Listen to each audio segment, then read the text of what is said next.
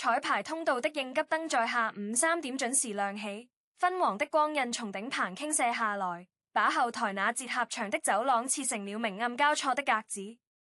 周深剛從升降台上下來，連脖子裡的汗都沒來得及擦，就被一陣細嫩的哭聲釘在了原地。那聲音像春天剛破殼的雛鳥，帶着絨毛似的顫抖，從化妝間半掩的門縫裡鑽出來。他下意識地側過頭，看見編導組的小楊正抱着個裹在米白色襁褓裡的嬰孩，整個人僵硬得像是被按了暫停鍵，臉上寫滿了手足磨躁的慌亂。化妝間裡堆滿了今晚演出的服裝箱和道具架，空氣中旋飄着定型粉霧的茉莉花香，可這一切在那團小小的滾燙的生命面前，都顯得那麼笨重而多餘。周深幾乎沒有思考，腳步就自動拐了過去。他蹲下身，先把話筒輕輕放在地毯上，然後朝小楊伸出雙手，那動作輕得像是在接一片剛落下來的銀杏葉。孩子被遞到他臂彎裡的瞬間，哭鬧聲居然真的弱了幾分，一雙濕漉漉的黑眼睛隔着淚花打量他，鼻尖還掛着亮晶晶的淚珠。周深沒敢立刻晃動，只是把體溫偏低的掌心貼在那團柔軟的後背上，輕輕哼了句無詞的旋律，調子拐着彎人，像山澗裡淌過的溪水，帶着說不清的苦味意味。旁邊正在調試意粉的音響師停下了動作，道具組的幾個大姐也探過頭來，空氣裡那種緊繃的焦躁忽然就鬆了綁。周深低頭看着懷裡那像皺巴巴卻無比鮮活的小臉，忽然覺得自己掌心裡托着的不是個孩子，而是一整個正在發芽的春天，帶着泥土的腥氣和陽光的暖意，直直地撞進了他因為演出而掹緊的神經裡。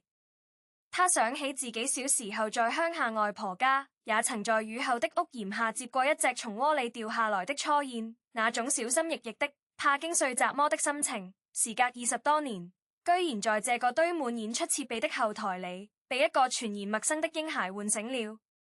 化妝鏡前的燈泡吱吱地響着，襯得這一刻格外安靜，安靜到他能聽見自己胸腔裡那顆心臟正以另一種頻率跳動着，和懷裡孩子漸漸平復的呼吸聲悄悄合上了拍。小楊在旁邊長舒了一口氣，這才斷斷續續地解釋起來，原來他是臨時被叫來頂班的，孩子是他姐姐的，才4個多月大，平時認生得賴害，今晚本來託給了家裡老人，可老人臨時犯了腰痛，他只能抱着娃趕到演出現場，想着熬過彩排再說。誰知道孩子從進了後台就開始哭，怎麼哄都停不下來，奶粉沖好了不肯喝，安撫奶嘴菜進去就吐出來，小楊自己急得滿頭大汗，差點跟着一起掉眼淚。周深一邊忍着，一邊用膝盒輕輕抵住沙發邊緣，給自己找了個穩固的支撐點，然後把孩子的頭調整到靠在自己肩窩的位置，讓那截軟軟的脖頸能貼着他鎖骨上方的皮膚。說來也怪，那孩子在他懷裡就像被按下了某個神奇的開關，不僅不哭了，旋開始用小拳頭揉眼睛，嘴裡發出咿咿呀呀的氣音，像是在和他對話。周深就順着那氣音的節奏，低低地回應着，有時候是哼一段剛彩排過的副歌，有時候是學孩子那樣發出無意義的喉音，兩個人的聲音交織在一起，居然有了一種奇妙的和諧感。旁邊的化妝師忍不住掏出手機，偷拍了一張側影，畫面裡的周深微微側着臉，舞台妝旋沒卸乾淨，雅美的亮片在燈光下一閃一閃的，而他懷裡的孩子正好咧開了未牙的嘴，笑得眼睛彎成了2道月牙，那場景溫柔得像是舊電影裡被柔光濾鏡處理過的定格。可周深根本沒注意到鏡頭，他的全部注意力都落在那隻緊緊攢着他食指的小手上，5個指頭又短又軟，卻有着不可思議的力氣，像是要把他的骨頭都揉進那團溫熱的手心裡。他忽然想到，自己站在那麼多萬人舞台上，被無數雙手揮舞的熒光棒照亮過，可從來未有哪一次被一隻這麼小的手攢住的時候，佢覺得心裡那塊最硬的角落正在一點一點地化開。彩排導演在走廊那頭喊他名字，說燈光師要再走一片定點，周深應了一聲，卻沒有立刻把孩子交回去，而是低下頭，用額頭輕輕碰了碰那孩子的額頭，低聲說了句乖乖等我回嚟。那語氣自然得像是說過1000遍一萬遍。小羊伸手來接的時候，孩子居然撇了撇嘴，露出一個要哭不哭的表情。周深只好又輕輕晃了2下，哼完一整段大魚的前奏，等到孩子重新把眉頭舒展開嚟，才小心翼翼地完成那個交接的動作。他的手臂在脫離那團溫度的時候，忽然覺得空落落的，像是丟了雜麼重要的東西，連帶着指尖都旋殘留着襁褓棉布的紋理感。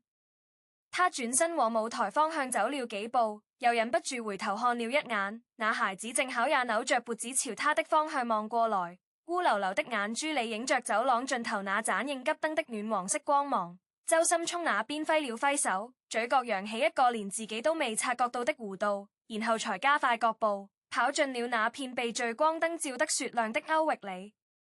接下來的2個小時裏，周深站在舞台上，和音樂總監反覆溝着一段轉調的和聲，耳朵裏塞着監聽耳返，嘴裏唱着那些他閉着眼都能精準踩到的音符，可腦海裏卻總有根弦，時不時地就飄回後台那個沙發角落。他唱到第3片副歌的時候，忽然在間奏裏停下來，對着對講機問了一句後台那個寶寶船在哭嗎？問完自己都覺得有點不好意思，耳根泛起了淡淡的紅。音樂總監笑着擺擺手說，剛才導播路過化妝間，說娃正抱着奶瓶啃得歡呢。周深這才放下心來，重新把注意力移回到譜架上那些密密麻麻的標記裏。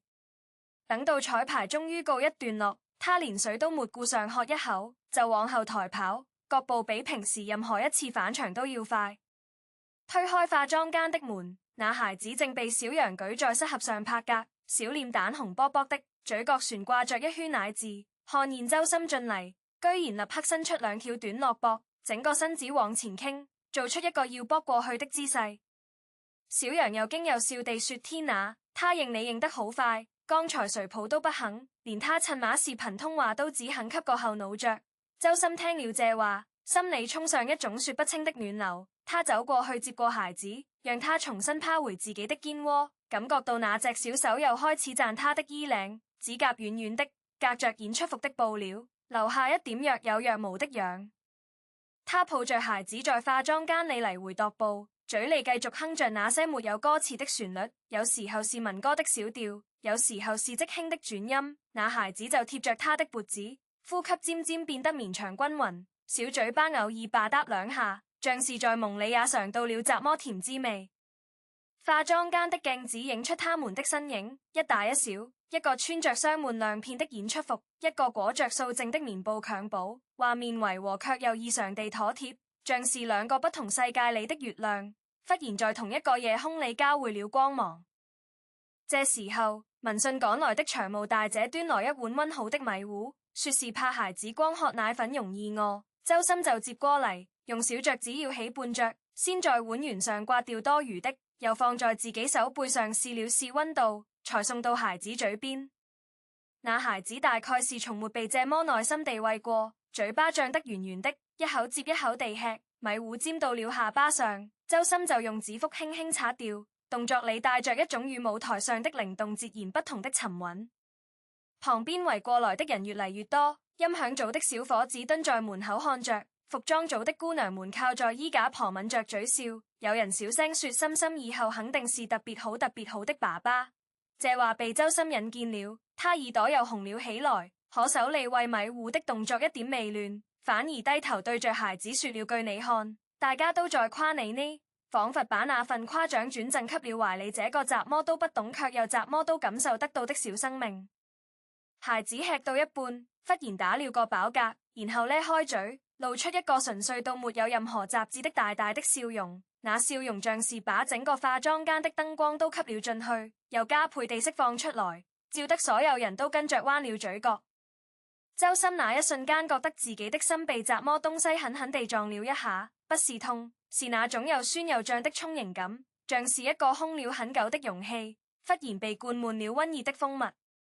他想起自己這些年走過無數城市，在飛機上見過幾萬米高空的雲海，在舞台上聽過幾萬人合唱的聲浪，可從來未有那一刻比現在更讓他覺得真實和具體。懷裡這個孩子的體溫，呼吸，偶爾蹬一下小腿的動作，都帶着一種不容置疑的活生生的力量，把他從那些飄忽的名氣和掌聲裏牢牢地曳回到了地面上。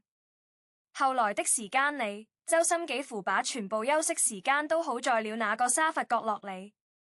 他讓助理去車上拿來了自己的毯子，疊成一個小枕頭墊在孩子背後，又把自己平時用來潤喉的溫水兌成窄合的溫度，一滴一滴地餵給孩子喝。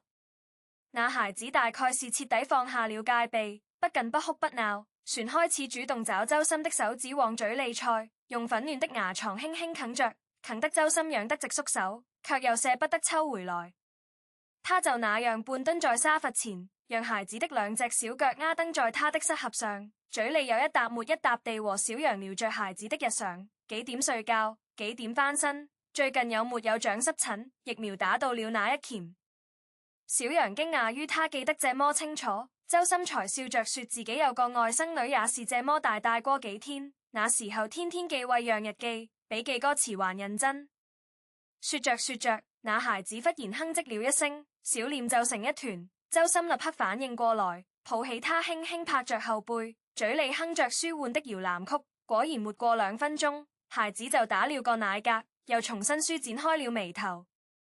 旁邊的燈光師調暗了頂燈，只留了一盞暖黃色的台燈，光印把周深和孩子的輪廓鍍上了一層毛茸茸的金邊。道具組的大叔路過門口，本來要催着收拾東西，看到這一幕硬是把話咽了回去，悄無聲息地退了出去，旋順手帶上了門。化妝間裏安靜得只剩下孩子偶爾的咂嘴聲和周深低低的哼唱聲，那旋律飄在空氣裏，像春天的柳絮一樣輕，又像冬天的棉被一樣暖。到了傍晚6點，距離正式開場旋有1個半小時，孩子的襯馬終於趕到了後台。她是個風塵僕僕的年輕女人，頭髮被風吹得有些凌亂，臉上帶着急奔過來的紅暈。可當她看見自己的孩子正安安靜靜地躺在周深懷裡，兩隻小手抱着一個空奶瓶玩得不亦樂乎，整個人獨時愣住了。周深引見門口的動靜，抬起頭，笑着把孩子往前遞了遞，說他今天很乖，吃了大半碗米糊，旋睡了一小覺。那女人接過孩子的瞬間，眼眶一下子就紅了，聲音哽咽着說：謝謝你，真的謝謝你，這孩子從出生就孕生，連他爸爸抱都要哭半天，我都不敢相信。他話沒說完，孩子就在他懷裡扭過頭，朝着周深的方向又伸出了小胳膊，嘴裡發出急切的呀呀聲，像是在挽留。周深心裡一軟，走過去用食指輕輕點了點孩子的手心，低聲說：下次見面再給你唱歌好不好？那孩子像是聽懂了一樣，居然慢慢放下了胳膊，把臉埋進了媽媽懷裡，只留一個圓溜溜的後腦勺對着他。旁邊的同事們都笑了起來，有人打趣說：周深你這魅力真是跨界了，連英人圈都吃得開。周深不好意思地撓了撓後腦勺，把那份柔軟的情緒悄悄藏進了心底。送走孩子之後，周深重新坐回化妝鏡前，讓化妝師幫他補妝。鏡子裡的人換上正式的演出服，亮片在燈光下折射出冷冽的光，可他眼底那份未曾褪去的溫柔，卻像一層薄薄的暖油，複合在精緻的妝容下面。化妝師給他畫眼線的時候，他忽然輕聲說了句：小孩子真有意思，你對他笑，他就對你笑，一點都不複雜。化妝師手一讀，笑着說：那是因為你給他的笑是真的啊。周深沒再說話，只是盯着鏡子裡自己的眼睛看了幾秒，仿佛在確認雜麼。助理遞過嚟潤喉茶，他接過去喝了一口，忽然覺得今天的茶格外甜，大概是先前為孩子喝溫水的時候，自己的味蕾也被那孩子無端端的信任給染甜了。舞台監督推門進來說準備後場，周深站起來，整了整衣領，往外走了2步，又停下來，回頭看了一眼那個空蕩蕩的沙發角落，那裡旋流着他疊好的毯子，邊角被孩子找得有些皺巴巴的。他走過去把毯子重新疊整齊，放在沙發扶手上，然後才轉身大步走向舞台入口。聚光燈亮起來的瞬間，他站在萬人矚目的中央，歌聲破開夜空，每一個音符都帶着比往常更厚重的溫度，像是把下午那個懷抱你的所有暖意都油盡了聲線裡。台下的觀眾揮舞着熒光棒，跟着旋律輕輕擺動。沒有人知道台上這個歌者剛剛在後台經歷了一場怎樣柔軟的洗禮，可他們都能感覺到今晚的歌聲裡多了一層說不出的東西，像是月光裡紗了襪，又像是夜風裡裹了棉。演出結束後的深夜裡，周深坐在回程的車上，車窗外的城市燈火像流動的星河一樣向後掠去。他掏出手機，看到小楊發來的一條視頻，畫面裡那個孩子已經回家了，正躺在他自己熟悉的嬰人床裡，手裡攢着一塊印着卡通鯨魚的安撫巾，睡得香甜。小楊在文字裡說，孩子到家之後一直找着這條安撫巾不肯撒手，那是周深下午隨手從自己包裡拿出來給他玩的，上面旋沾着他常用的那款護手霜的淡淡雪松味。周深把視頻反覆看了3遍，然後退出界面，打開備忘錄，指尖在屏幕上游移了一個人，打下了一行字：今天抱了一個春天。他笑了，我就覺得整個世界都發開了。他按下保存鍵，把手機扣在膝盒上，頭靠着車窗玻璃，忽然覺得這一整天的疲憊都變得輕盈起來。那些在舞台上收穫的尖叫和掌聲固然讓人熱血沸騰，可這種被一個小小的生命無條件依賴和信任的感覺，卻像種子一樣落進了他心裡的土壤，悄無聲息地生了根。他想起自己做過無數個關於音樂的夢，可從來未有哪一個夢比今天下午那個堆滿道具箱和演出服的化妝間更像一個溫暖的巢。車子駛過跨江大橋，江水在月色下泛着細碎的光，周深望着那些光斑，嘴角不自覺地又揚了起來。他知道往後的人生裡，每當他站在舞台上唱起那些溫柔的旋律，心裡都會留出一個安靜的角落，給今天這個笑起來未牙的小家伙，給那雙讚着他食指不肯放的小手，給那份突如其來卻又珍貴無比的捉於臨時奶爸的柔軟時光。而這種溫柔大概就是他能夠帶給這個世界上最美好的東西之一了。他不需要舞台，不需要聚光燈，只需要一顆願意蹲下來接住另一個生命的真心。車窗外的風灌進嚟，帶着夏夜特有的潮濕氣息。周深把窗子關上，閉上眼睛，腦海裡卻旋回放着那個孩子在他懷裡蹬腿咧嘴的模樣。那畫面比任何高清鏡頭都清晰，比任何華麗詞組都動人。他忽然很僥倖自己今天走了那條走廊，很僥倖自己的耳朵捕捉到了那陣哭聲，很僥倖自己沒有猶豫就伸出了雙手，因為正是這個小小的意外，讓他重新確認了溫柔的力量。那種力量不在高音裡，不在轉音裡，就在一個懷抱的弧度裡，就在一次輕輕的拍撫裡，就在一句乖乖等我回嚟的低語裡。車終於停在了酒店門口，周深下車前又把那條視頻打開看了一遍，然後他對着屏幕裡那個熟睡的小臉輕輕說了句晚安，那聲音比任何晚安曲都要柔軟，都要真切。電梯門合上的時候，他看見自己的倒影影在金燭門上，眼神裡有一種安寧的光，像是剛經歷了一場漫長的溫暖的洗禮，整個人從內到外都被重新擦亮了。他知道明天醒嚟，他算是那個站在舞台上的歌者，可他的心裡從此多了一座只有他自己知道的小花園，花園裡住着一個笑起來像月牙人一樣的孩子，和一段被溫柔重新定義過的午後時光。